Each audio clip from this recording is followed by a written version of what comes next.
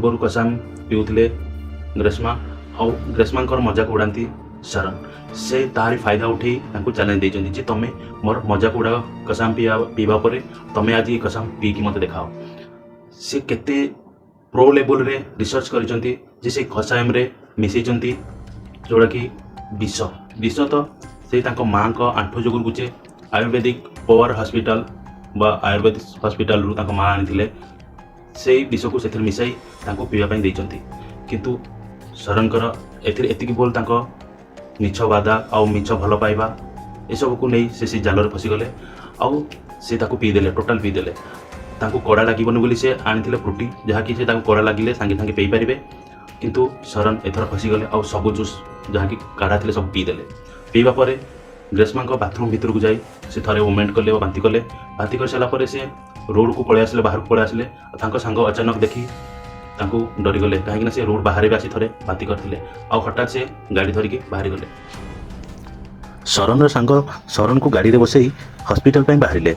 आउ हॉस्पिटल को गला बेले बाटर 2-3 थर बाइक को अटकाई शरण 2-3 थर बांति भी करचंती किंतु से टाइम रे शरण सांग नोटिस कले कि शरण जो बांति करचंती से ग्रीनिश कलर देखा जाउची आउ शरण को मत ये पचारे कि ये बांति ग्रीनिश कलर कहीं देखा जाउची आउ शरण से जवाब देते कि से ग्रीष्मा घरे कषायम आउ फ्रुटी पीते से शायद किसी ग्रीन कलर देखा जाउची। शरण एथर बिल्कुल भी अनजान थे कि सहित कौन होती सी भावुले कषायम आउ फ्रुटी एका साथी पीबारू बॉडी रे रिएक्शन होती आउ से ये नॉर्मल बांति होची जहाँकि किसी समय पर आपे आपे भल हो किंतु किए जानी आग को 3 दिन थिबा 3टा हॉस्पिटल से जाई सारी आउ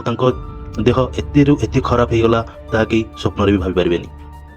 टिके भावंतु शरण जहाँ को एते भल पाउची आउ तार निज जीवन ठू अधिक चाहूँचे एते विश्वास करुची किंतु से झील ताकू मारिबा पई जीवन रु टिके भी कौनसी थे हेला करना। बस एतिकी नुहे कहानी आगक शुणिले आपण मन भी बहुत प्रश्न उंकी मार 1000 प्रश्न आप मन में आपे आपे उठी आसो आपण को प्रेम प्रति घृणा आसो। कहानी कंटिन्यू करवा जितेबाला शरण बाइक रे ग्रीष्मा को घर बाहर की जाइए सांग सहित ग्रीष्मा से टाइम रे शरण को टेक्स्ट मेसेज करते कि मोमेंट माने बांति हवा एक नॉर्मल कथा मुझे जितेबाला कषायम पीउली फास्ट मोर भी सेमती बांति होता किंतु एमती ग्रीन कलर हो नाला आउ निजको बचाइवाई से कहते सॉरी आउ मो जो सबू है मुझे तुमको जब कषायम पीवाई चैलेंज दे न था तुम सब किसी ही न था। टेक्स्ट मेसेज कर सारापर ग्रीष्मा कॉल करते शरण को आउ कहते वीडियो कॉल आसवाई किंतु लगातार बांति होतबारु शरण वीडियो कॉल रे आसी पार नथिले आउ टेक्स्ट मेसेज रे कहते कि किसी ना तुमर किसी भूल ना ये यार मोर सब भूल मु शायद जूस आउ कषायम पीकिना मो बॉडी भीतर रिएक्शन होईची तो एमती कहीकिनी डिफेन्स करते अबा गिल्टी फिल हाँपाई देउन कहीं सी ग्रीष्मा को जीवन निज जीवन ठू भी अधिका भल पाउले किंतु ग्रीष्मा जहाँकि गिल्टी फिल करते से केवल निज भूल को लुचेवाई ना कि सी क्राइम को एक्सेप्ट करते ना ही शरण को बचाई चाहूले। ग्रीष्मा आउ एक चाल थिला कि सी शरण को बार बार टेक्स्ट मेसेज कॉल करके कहते एक कथा कि सी गोटे जहाँ नॉर्मल होती आउ कषायम तुम बांति है ना बांति होती कषायम पी सारापर जूस पीवाई जहाँकि शरण नॉर्मल वे रे भावे हाँ एक नॉर्मल केस बांति भल हो बहुत जल्दी आउ तांकर जो चिकित्सा अवहेला हम आ सी मृत्युवरण करदे। से दिन संध्या 5टा ग्रीष्मा को कॉल करते शरण आउ पचारि कि तुम सहित कंटाक्ट कर जो तुम ए कषायम बा जो काढ़ा आयुर्वेदिक बोतल तुम आनी से पर्सन को कंटाक्ट कर आउ ता विषय मत कह जहाँकि चिकित्सा मिलने सुविधा हम किंतु से टाइम रे ग्रीष्मा यह सब को नजरअंदाज कले आउ बुले बंकी पचारे कि तुम अबिका कौन एडमिशन हो हॉस्पिटल रे तो शरण तापर जवाब देले हाँ मु पारसाला हॉस्पिटल रे एडमिशन होईची आउ से दिन सारा राति शरण बांति ऊपर बांति कर चलते बांति जमा रखिबारे ना ने नथिला। ता पर दिन सकाळ 8टारे जना पड़ला कि ग्रीष्मा किछि मेसेज डिलीट करचंती आउ शरण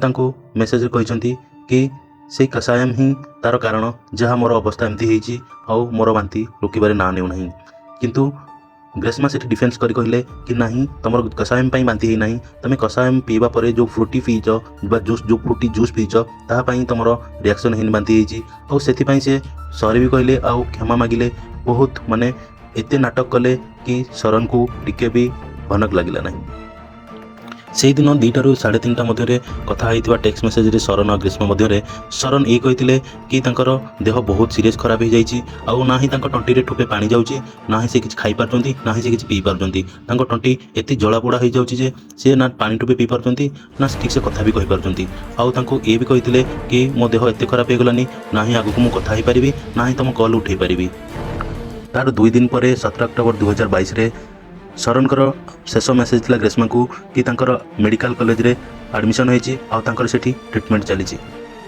ତାପରେ ଗ୍ରୀଷ୍ମଙ୍କ ମେସେଜ ଶରଣଙ୍କ ପାଖକୁ ଯାଇଛି, କିନ୍ତୁ ଶରଣ ରିପ୍ଲାଇ ଦେବାର କଣ୍ଡିସନରେ ନଥିଲେ। ତାଙ୍କ ଦେହ ଏତେ ଖରାପ ହେଇଯାଇଥିଲା କି ତାଙ୍କୁ ମେସେଜ ରିପ୍ଲାଇ ତ ଦେବା ଦୂରର କଥା, ସେ ଠିକ୍ସେ ମୋବାଇଲ ବି ହିଁ ଧରିପାରୁନଥିଲେ। 17 ଅକ୍ଟୋବର ସନ୍ଧ୍ୟା ପର୍ଯ୍ୟନ୍ତ ଶରଣଙ୍କ ଦେହ ଏତେ ଖରାପ ହେଇଯାଇଥିଲା କି ତାଙ୍କୁ ଡକ୍ଟର ଆଇସିୟୁରେ ଭର୍ତ୍ତି କରି ଡାୟାଲିସିସ୍ ଆରମ୍ଭ କରିଦେଇଥିଲେ। ଶରଣଙ୍କ ବଡ଼ ଭାଇ ଜଣେ ଆୟୁର୍ବେଦିକ ଡକ୍ଟର ଥିଲେ, ଆଉ ସେ ସେଦିନ ପହଞ୍ଚିଥିଲେ ସେଠି। ଆଉ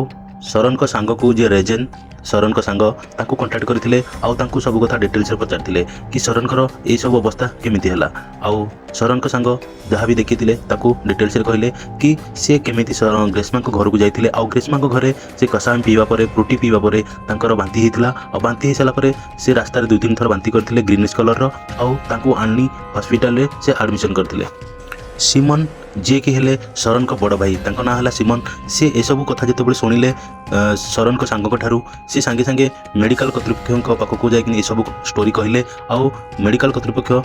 ତାଙ୍କୁ ସେହି ସବୁ କେସ୍ ପୋଲିସକୁ ହ୍ୟାଣ୍ଡଓଭର କରିଦେଲେ ଆଉ ପୋଲିସରେ ଏକ FIR ଦେଲେ। 20 ଅକ୍ଟୋବର ସନ୍ଧ୍ୟା 7:15ରେ ଜୁଡ଼ିସିଆଲ ଫାର୍ଷ୍ଟ କ୍ଲାସ୍ ମାଜିଷ୍ଟ୍ରେଟଙ୍କ ସାମ୍ନାରେ ଶରଣଙ୍କର ଷ୍ଟେଟମେଣ୍ଟ ରେକର୍ଡ଼ିଂ କରାଗଲା। କିନ୍ତୁ ଭାଗ୍ୟବଶତଃ